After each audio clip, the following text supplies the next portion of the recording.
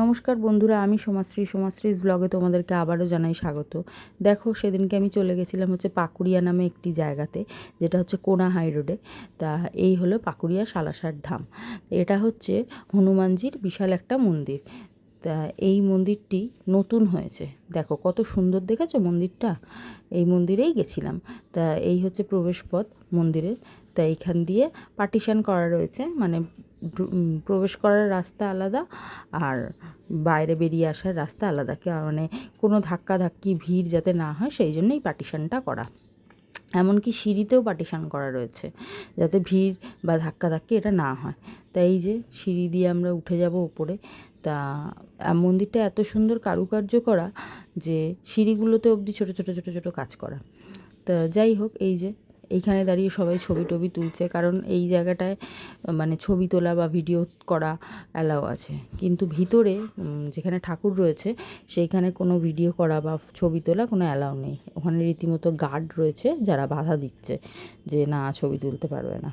তো যাই হোক, এই দেখো পিলারগুলো, দেখো পিলারগুলো একটা ইউনিক জিনিস দেখলাম কি, যে পিলারগুলোর মধ্যে বজরংবলীর মূর্তি করা রয়েছে।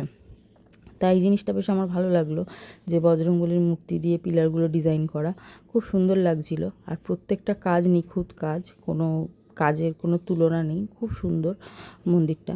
তো যাই হোক, এই যে ভিতরে তখন আমরা যখন গেছি তখন সন্ধ্যা আরতি হচ্ছিল। তা নাম কীর্তন গান হচ্ছিল, তো খুব ভালো লাগলো। এই যে ভেতরটা, ভিতরে রাম সীতা গণেশ হনুমানজি সমস্ত কিছুই রয়েছে। আর হনুমানজির যে মূর্তিটা রয়েছে ভিতরে, সম্ভবত সেটা শিলামূর্তি, আমি এর আগে দেখিনি, এই প্রথম দেখলাম। তা এই মূর্তিটা একটু অন্য রকম, সাধারণ যে আমরা মূর্তি দেখে থাকি সেই রকম না। এই যে মন্দিরটি, তা নিচেও রয়েছে এরকম একটি মূর্তি, তা ওপরেও রয়েছে নিচেও রয়েছে একই মূর্তি। আর এই নিচেতে একটি হনুমানজির বাল্য স্বরূপের একটি ছবি রয়েছে, সেটাতেই পুজো হয়। আর এই যে এইখানে এই বড় রামচন্দ্রের এই ছবিটা লাগানো, যেটা রামচন্দ্র রাজপাট সামলাচ্ছেন। তা যাই হোক, এখানেরও কারুকার্য খুব সুন্দর, দেখো কত সুন্দর কাজ।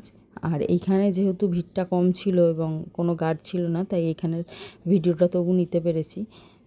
এই দেখো ওপরে যে মূর্তিটা বললাম রয়েছে, এই যে অরেঞ্জ কালারের এই মূর্তিটা এখানেও রয়েছে, সাধারণ মূর্তি থেকে একটু অন্যরকম।